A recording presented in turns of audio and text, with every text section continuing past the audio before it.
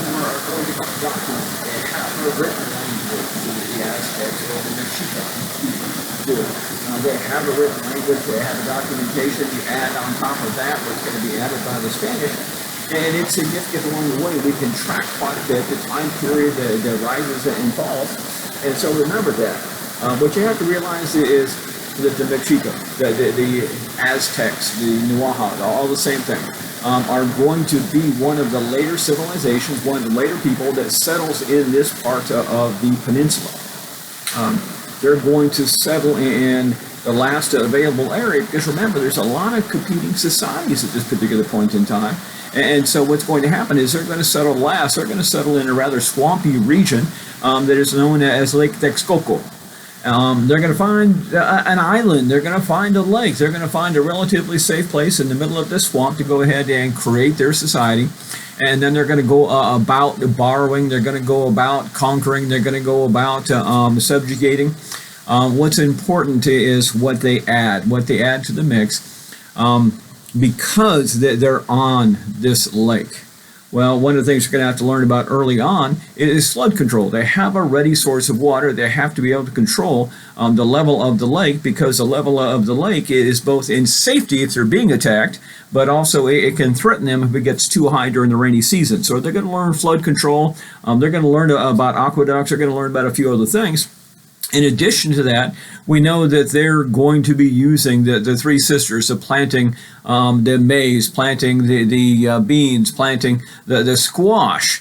But the problem is they live on an island, and so they have limited planting area, so they're going to create another form of technology. And I'm always harping on technology.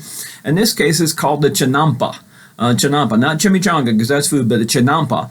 And what it is they're going to create basically a raft, right? A raft frame out of wood. Go ahead and put a rough layer of cloth stretched across tightly the raft frame itself. Take that and place it in the shallows just off the edge of the island itself. Place it in the shallows of the lake, and then scoop up mud and place it on the raft itself. So what you've got is a floating platform of mud, and then they're going to go ahead and plant relatively quick growing shrubs in the corners that will grow down through the mud, through the base of the platform, through that material, and eventually grow into the mud of the lake itself to anchor it in place. And what they're going to do is they're going to plant crops on that. Well, look, more successive planting of crops, eventually the roots are going to grow through the mud, grow through the bottom of the platform itself, since it is not impervious, and grow into the base of the lake to make it a much more firmer base. And so what starts out as a floating platform becomes, more terra firma at that particular point. It allows them to go ahead and expand their growing area within the lake itself, which is a huge part of that food supply. Again, because of the amount of protein they're getting from this stuff, they're not particularly carnivorous either. They're not particularly going to be reliant on hunting, although they are going to do hunting. Because they're coming in last, they're going to be competing for valuable resources. They're going to borrow from other civilizations that are already there. They're going to pick up technology from other civilizations. They're going to be using the same type of weaponry as the Macahuitl. They're going to be using the obsidian chips. They're going to be using, those rock knives along the way. It's not that they don't do metallurgy, but metallurgy is great for decoration, but it's not as prevalent in this area. And so they're going to go ahead and get to that. But what they'll do is they'll expand. And rather than kill everybody, what they're going to do is expand and subjugate. They're going to create tribute societies. So, listen, we're going to go ahead and conquer these people right next door. And you guys, we're not going to kill you off as long as you make sure that you are gifting us the proper things. You're giving us tribute. You're giving us, whether it is gold or silver or whether it's food, because you're getting a lot of food from these folks. In addition to that, we're going to want you to go ahead and gift us hostages, because we need workers, we need slaves, we need sacrifices, because we have to make sure that Huitzilopochtli, the sun god, is kept happy, because it is the sun god that nourishes our crops, and therefore he requires blood. He requires the blood of sacrifices.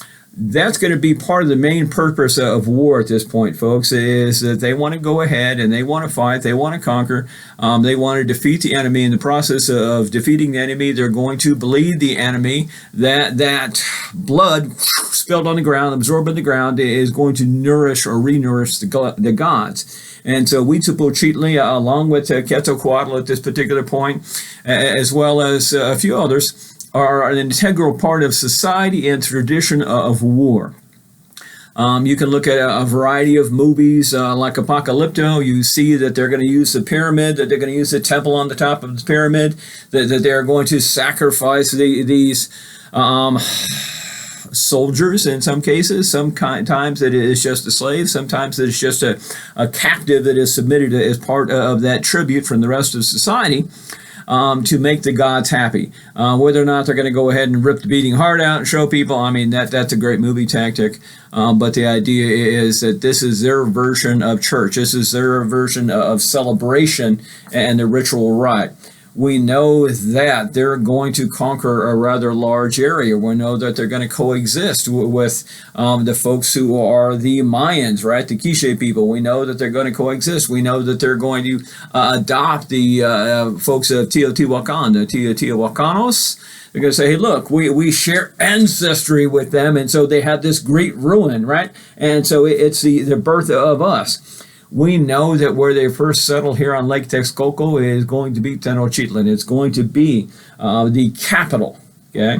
We also know that they're going to foster this civilization, foster all this other stuff that goes with it, including fostering a new language. You know, it's going to be that Nahua language.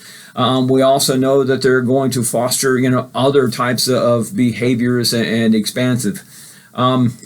It's important because they're going to build what is roughly the largest city comparative to what the Mayans built for their capital city, what eventually is going to be competitive with what's going to happen up in North America with the capital of the Mississippians in Cahokia.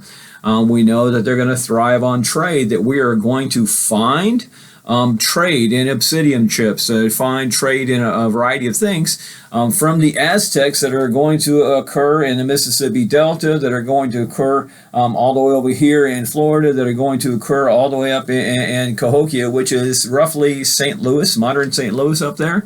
So they're a vast trading empire. The problem they're going to have is this. In subjugating all these people and utilizing all these tactics and taking all these captive and sacrificing them, it's really not too hard that when Cortez shows up for him to recruit a few people to help him put the Aztecs back in their place. Now, that's not the discussion we're going to have right now, but just realize that by the time that Cortez gets there, there's still a Neolithic civilization. There's still a new Stone Age civilization. They haven't made that leap to the Bronze Age. They'll never make that leap to the Iron Age because that's going to be ended by the advent of the conquistadors showing up. Do remember that they're coexisting with a lot of other groups in that time period, and they're trading with them and they're fighting with them. One of my favorite things about these folks is when there's not a war going on, and there's not captives to be had, then what they will do is they will engage in what they call a flower war. And the flower war is just a quick and friendly, weapon-infested battle with your friends to go ahead and cut them up so you can spill more blood. Because if you can't spill blood in the flower war, then you're going to have to be dependent on the ball game of hoops and whatever sacrifices come from that. I'm going to go ahead and cut this off now, and we'll talk about the Inca here shortly.